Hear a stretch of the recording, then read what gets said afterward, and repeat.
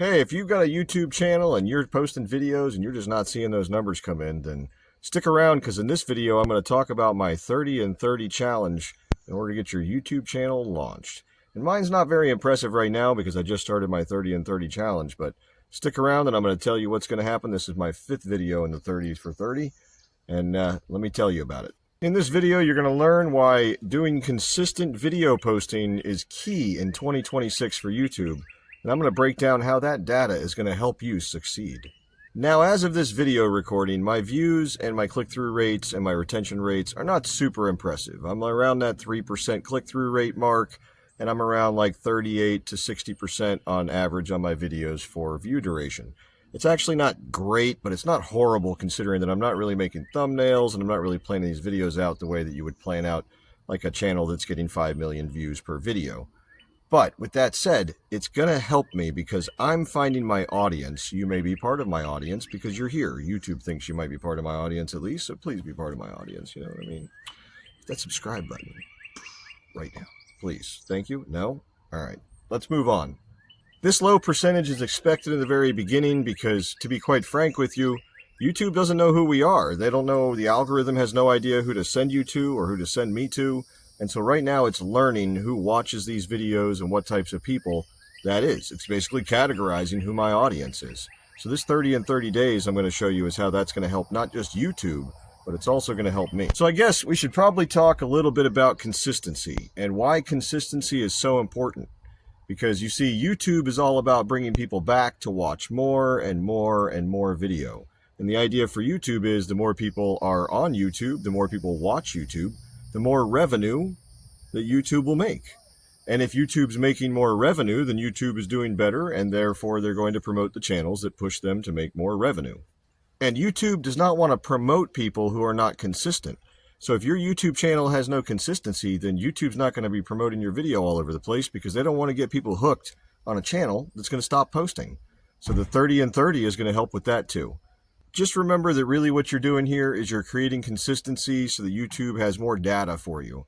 The data will help them find the correct audience, and by finding that correct audience, they'll show your videos to more people who will watch more videos, which will raise your retention time and raise your click-through rate, and that will further focus down your audience until YouTube basically knows exactly who's going to watch your videos, and it'll show them, and then they'll watch them, and you'll get a whatever audience you have, and you'll blow up.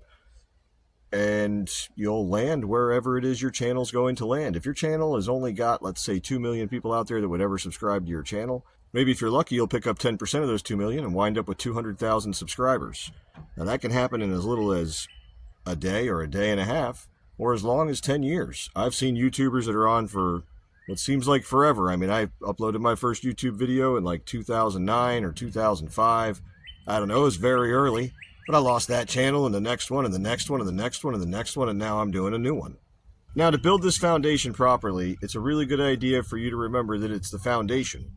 So this is what you're growing everything off of. And when you're growing everything off of something, the best principle in this case is the KISS principle, the keep it simple, stupid. So when you post your first 30 videos in this 30 for 30 challenge, don't focus on making sure the videos are 100% polished and you've got everything exactly perfect.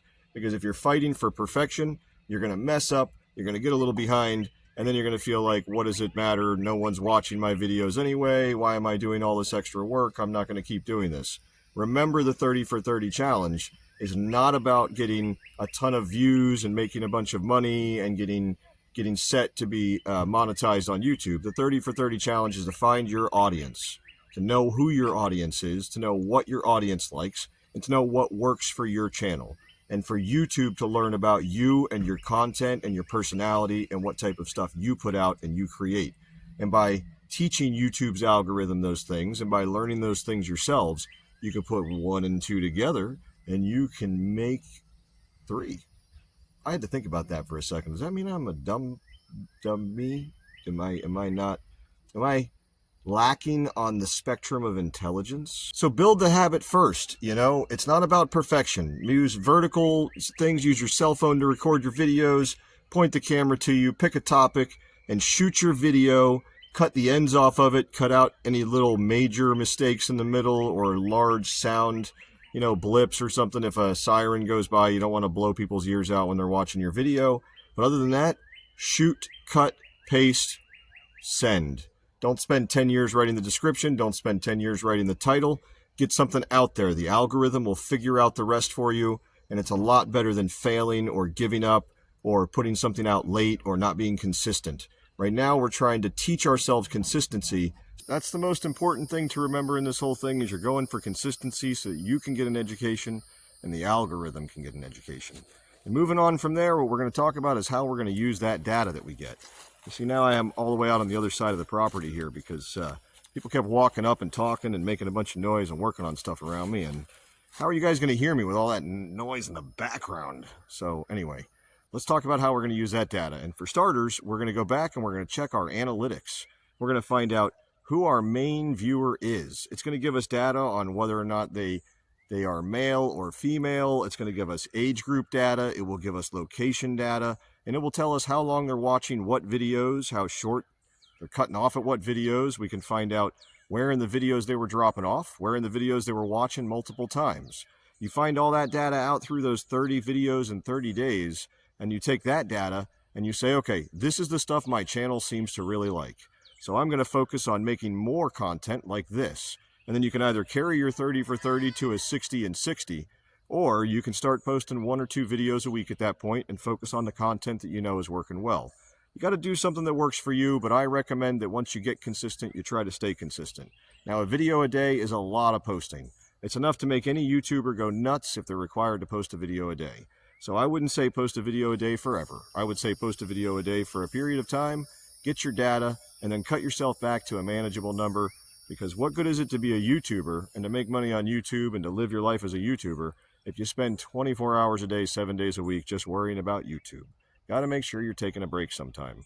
Now let's talk about what else we can do with that data. And the second thing we're going to do with that data is we're going to go for another 30 days and we're going to collect data as we go for that 30 days. So we're basically going to find out what the first 30 days of every video did. And you have to kind of balance that with the fact that some of the videos came into the channel after we already had subscribers. Some of them came in during growth phases and some of them didn't.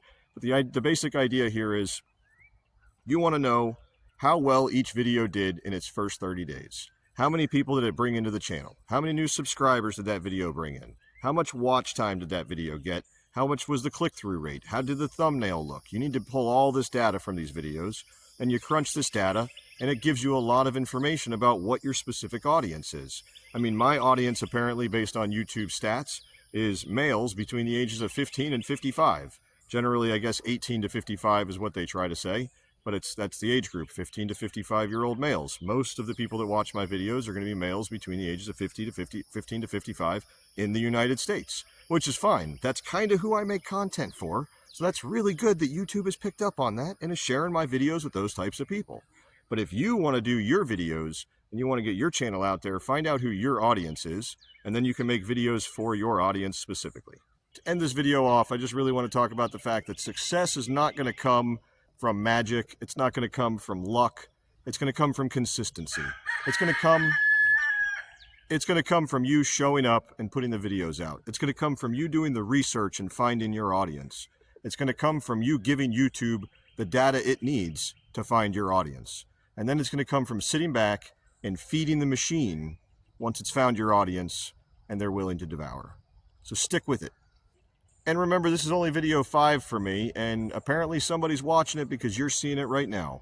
My channel started with like 20 subscribers. It's probably at like 22, 21, or 19. Maybe it's down to 12. Who knows? But I hope that you'll join us and that you'll stick around and you'll comment down below if you want to do your own 30 and 30 challenge. Tell me down below, put a link to it. Maybe I'll subscribe and check out your videos and keep an eye on how your progress goes. Hit me up down below with what you think your biggest struggle is in doing 30 and 30, and maybe I can put out some information or send you a tip about a way that you can make it easier on yourself. But just remember to believe in